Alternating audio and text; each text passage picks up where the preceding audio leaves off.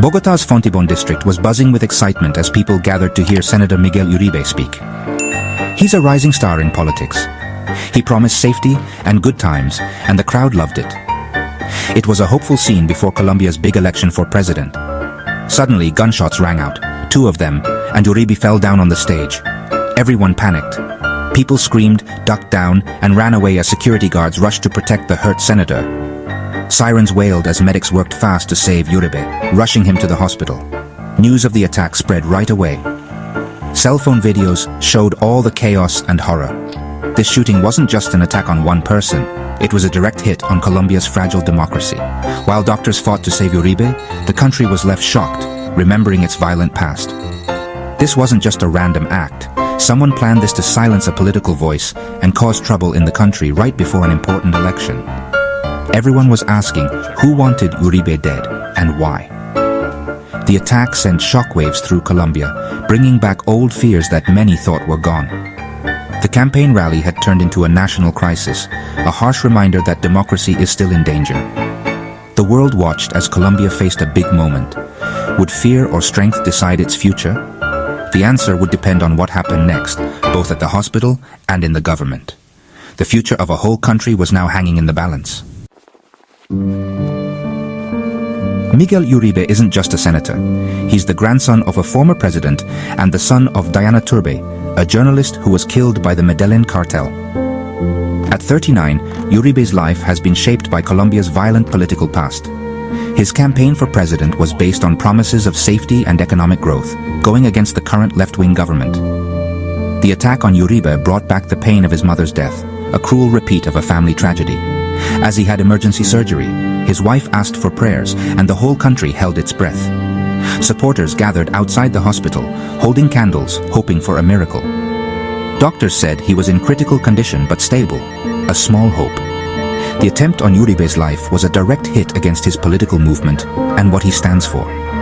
As a main voice against the government, he was a threat to powerful people, making him a marked man. The bullets were meant to silence not just Uribe, but the ideas he believed in. The attack was a chilling reminder. In Colombia, politics can still be a matter of life and death. The country waited, all worried together, as Uribe's future, and the future of its democracy, remained unclear. The fight for his life was now a fight for Colombia's very soul. In the chaos after the shooting, police arrested a shocking suspect, a 15-year-old boy with a Glock gun in his hand. This news horrified the country, a child at the center of an attempt to kill a politician. Authorities didn't think he acted alone. The way the attack was done suggested a bigger plan. The boy was probably a pawn, used by powerful people hiding in the shadows. In Colombia, bad groups have often used young people who are in a tough spot, treating them like tools for violence that they can just throw away. The real question became, who gave this child the gun and told him what to do? The investigation changed its focus from the shooter to the masterminds who turned a teenager into a weapon. This tragedy showed deep problems in society: poverty, crime, and using children for bad things. The boy's arrest was a grim reminder of how far criminal groups will go to protect what they want.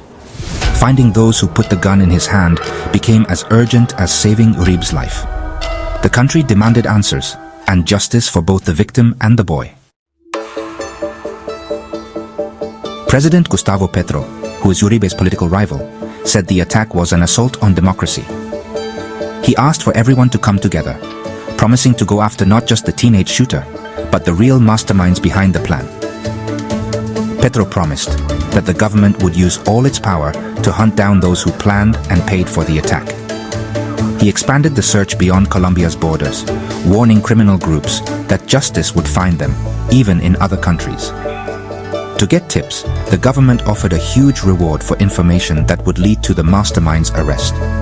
Petro also called for an independent investigation, making sure it was fair and didn't have any political bias. The quick response was meant to reassure a scared public that the government would not be scared. The message was clear: no one, no matter how powerful, would be above the law. The hunt for the real culprits had begun, with the country and the world watching closely. Justice, Petro promised, would not be denied. As Uribe fought for his life, everyone was guessing. Who ordered the hit? Political enemies were obvious suspects. Uribe's opposition to the government and his growing popularity made him a target for extreme groups. Powerful drug cartels and armed groups, who were threatened by his tough stance on crime, had a reason and the ability. These groups have a bloody history of silencing those who challenge them. City gangs, often hired as hitmen, could have recruited the teenage shooter, making it hard to trace back to them.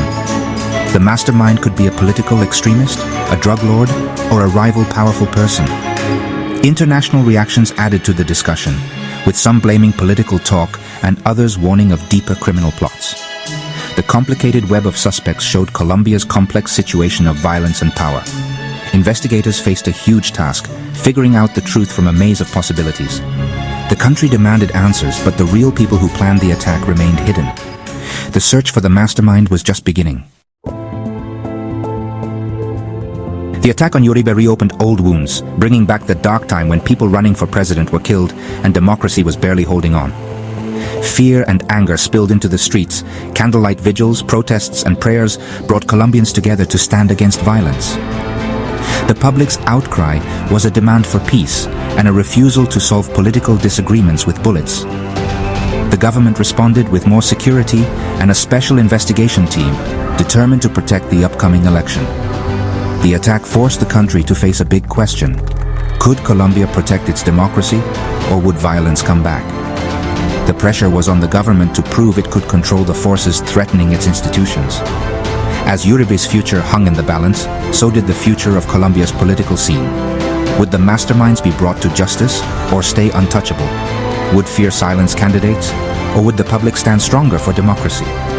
The country watched, hoping this tragedy would be a turning point, not a return to the past. The answer would shape Colombia's future. In the face of violence, Colombians stood together, promising never again. The world waited to see if hope or fear would win.